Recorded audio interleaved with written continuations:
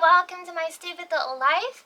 This is probably my most anticipated video ever. A lot of people have asked me to make this video, and also I'm just really excited to show you. Since I've been in Japan, and I've been here for just around 8 years, I've probably moved about 5 times, and this is probably it for me for a long time. This is the first time that I moved to a house. Compared to the West, Japanese houses are quite a bit smaller, but I feel like the magic comes from storage and like how you place your furniture in the room really has a big effect, and I think I got much better at it since living here and moving so many times. So yeah, please welcome to my house, and yeah, I hope you like it because honestly, I love it. Okay, so this is the genkan. Every Japanese house has a genkan, but they're all kind of different.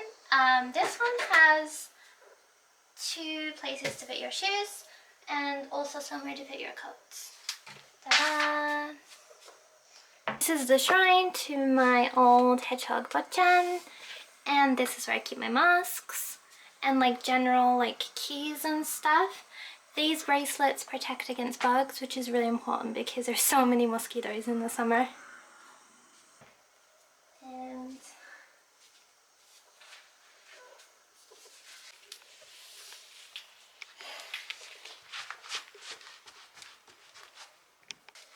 this is the living room.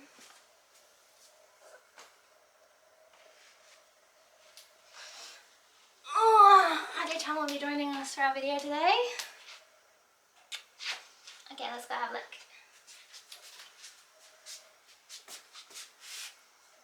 So basically, it's very white. I wanted the theme to kind of match Hade-chan because he's like white and grey. And I think it worked out pretty well. I had to match his really super ugly cat tower. But yeah, the room's kind of basic. Just like TV, gaming console.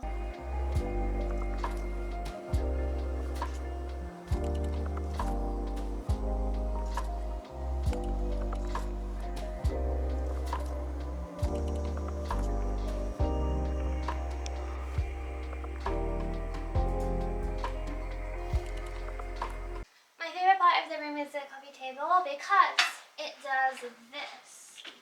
Ta-da! So basically I can do my hair and makeup here if I'm feeling lazy, which I often am.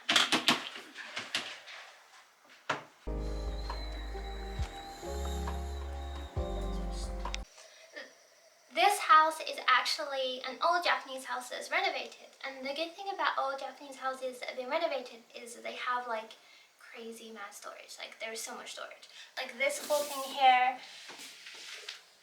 is just storage. So this is where I keep all the ugly stuff that I don't want anyone to see, like coats and like files and stuff like that. But also there's like all these really tiny weird cupboards, like this one. You'd never find something like this in a Western house, and it's super deep. It's also kind of creepy, like I've climbed in there before.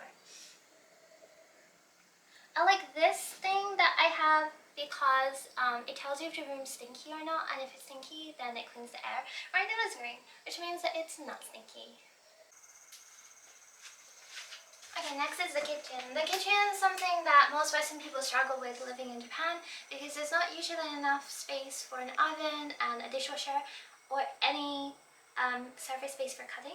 This is probably the biggest kitchen I've ever had. It's still quite small by Western standards, but I really think that I managed to find a way to make it work.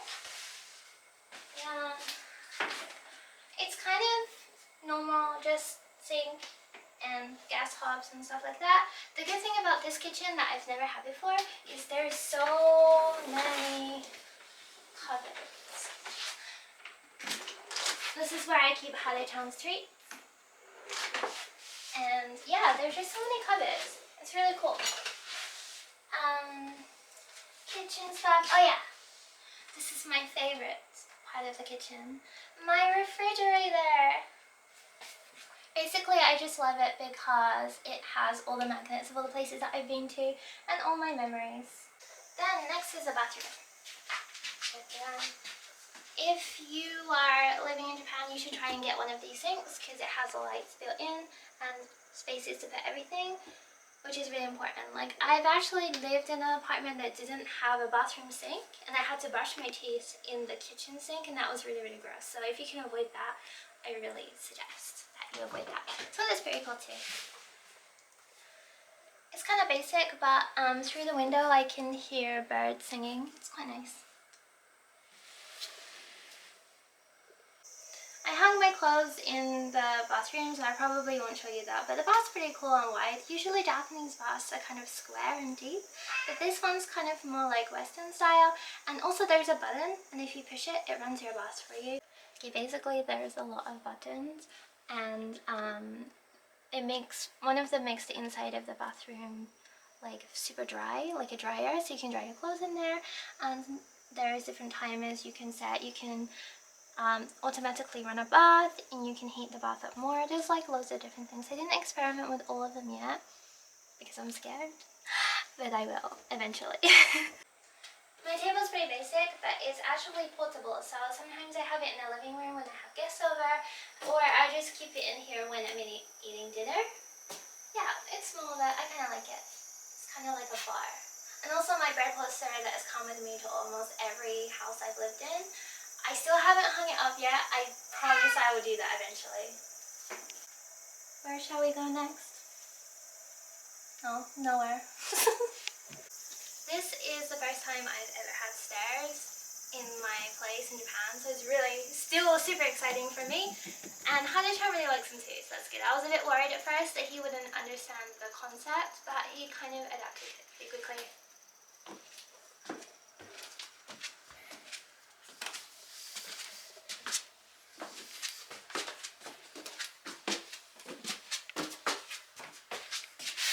I'm still not completely moved in yet, so I put like storage stuff here, and there's two bedrooms, the one that I sleep in and the one that's just mostly for storage. I won't show you the storage one. It's kind of like the same size and shape as my bedroom, but I will show you my bedroom.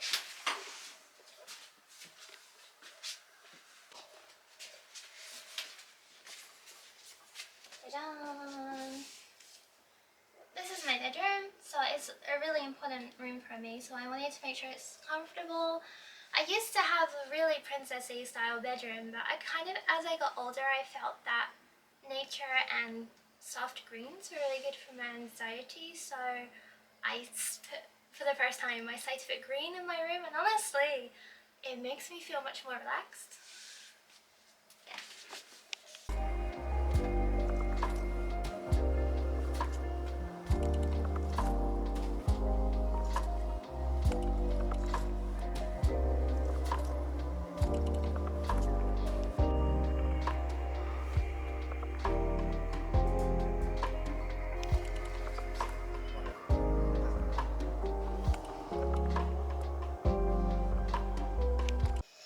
So I have a lot of clothes.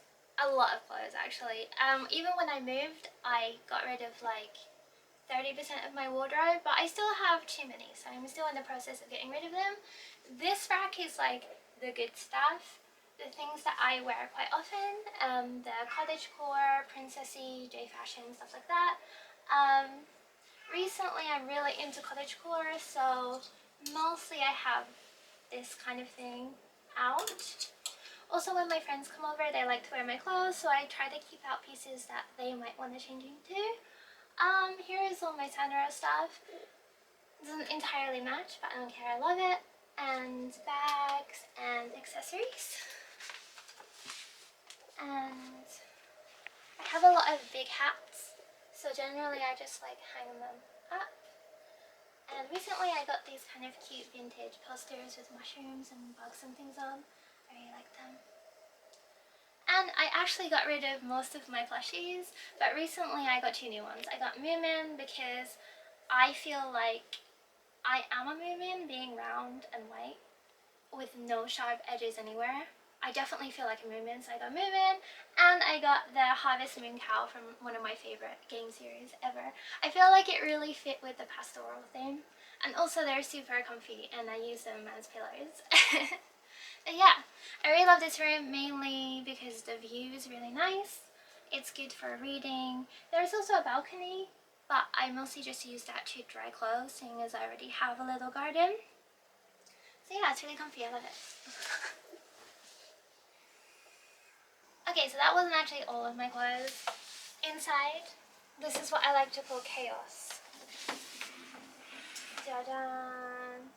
I'm still in the process of figuring out where to put these all because I'm still, like, I've only been moved in for a month. I honestly have no idea. This is where I put the kind of ugly mismatched things. So yeah, let's just forget about that.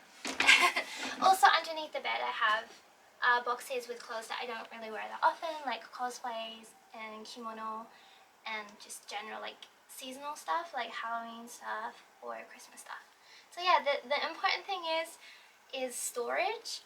And also, one more thing. I have this another creepy cupboard. There definitely has ghosts in there. Like, I'm 100% there's ghosts in there. But I moved the ghost out of the way and I put my winter clothes.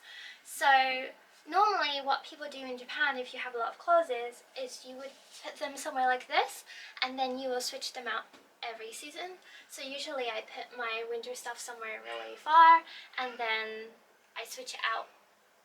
And then when it gets to winter, I pull them out and I put my summer stuff in there. It kind of works, yeah. It's kind of a pain in the ass for that one day that you've got to do it. But when you don't have a lot of storage, it's a really good idea. Now I think about it, there's actually more clothes. These are for my work clothes, which I have to access really, really quickly in the morning when I'm really, really sleepy, and underwear. So I won't be showing you that. It's mostly ugly stuff, but it's really important that I have something really quick that I can access because I'm really messy, particularly when I'm getting ready for work and I'm half asleep and I'm zombified. I'm just like throwing things everywhere, so it's really good to have somewhere that's quick to access. He has many spots he likes to sleep. This is one of his favorites, so he can just sit there and judge me all day.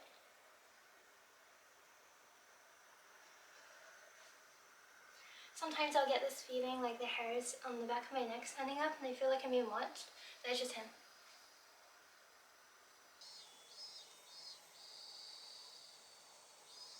Oh, the most important thing I found when looking for which house to live in is I normally look for three main things.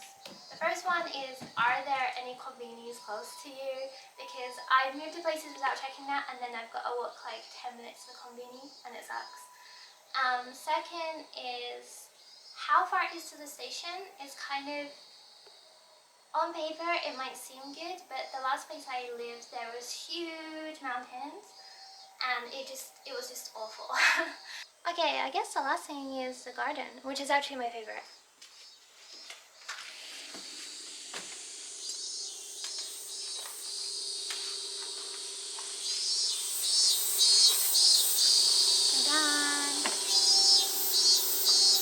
Okay, here's the thing. There's actually a typhoon coming, so I keep pinning the canopy down and it keeps falling back down again. So I kind of give up. So I'm going to wait till after the typhoon and I'm going to fix that. I'm not sure if you can hear me because the cicadas are loud. But also they only get to live for like 1 week, so let them scream. Okay. Recently, my new hobby is gardening. So the first attempt I had, I bought cat salad and that died after 3 days. But these flowers have been alive for like 2 weeks, almost 3 weeks. So I'm doing better.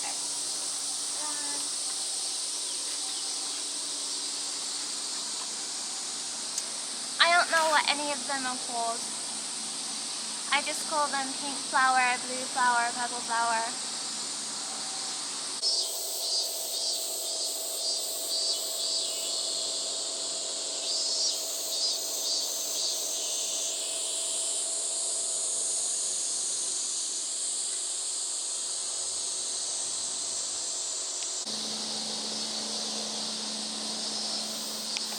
There's also this really, really big space, and I don't know what to put in it yet. My friends have suggested that I get a kiddie pool, and that's very tempting.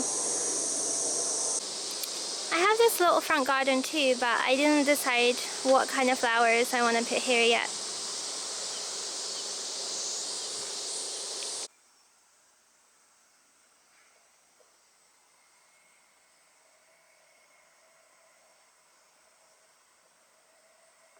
Okay, so that's my house. Please let me know what you think about it, and I'm kind of curious to hear your stories about moving in Japan and in your own country, particularly people that live in houses, because this is a very new experience for me. And when I first said that I was moving, my friends were really surprised because I just moved about a year ago. But I saw this particular house online over a year ago, and I really wanted to move here, but it got snapped up. And then I was checking online and I saw it came up again, and I really just felt like I couldn't waste this opportunity. It's more expensive than my last apartment, but I honestly feel like, particularly as you get older, where you live is really important, and the kind of environment you're living in day by day. And the biggest thing for me was the last apartment I lived in was nice, but it was so dark, and I feel like it's that way with a lot of Japanese apartments. A lot of the windows are frosted, the windows aren't particularly big, and I like having a lot of light, so I'm really glad that I could find somewhere that actually has big windows and kind of a nice view as well. It's the first time I've lived anywhere that I've had a view that's not like in a vending machine or something. Hi there, Chan. Oh yeah, the only other thing is moving with a cat is much more difficult. Most places don't accept pets, and if you find one that does, like this place, you have to pay at least like 100,000 yen as cleaning cost, because I guess if your cat scratches a wall or something or makes a mess, and that's per cat. So can you imagine if you have like 3 or 4 cats, it starts to get really expensive. So that's why people in Japan mostly only either don't have a pet or just have 1 or 2. And also, even if you pay the cleaning cost and your cat scratches the wall, you still have to pay on top of that, and it can get very expensive. And that's why I did some DIY on the walls to try and put something where he couldn't scratch. There is plastic cat scratch sheets that you can get that I did put in places that aren't noticeable, but they're also kind of ugly. They're just like a plastic sheet. But what we got were these panels that kind of look like wood, but they're actually squishy and they're hard for a cat to scratch. So yeah, it was actually kind of expensive and took a long time, but it's better than having to pay like another 100,000 yen later on down the line. He's so expensive, he doesn't even pay rent. As always, thank you for watching, and please subscribe. One last thing. I installed some solar lights into the garden, and honestly, they are incredible. I didn't think they would be so bright because they're solar, but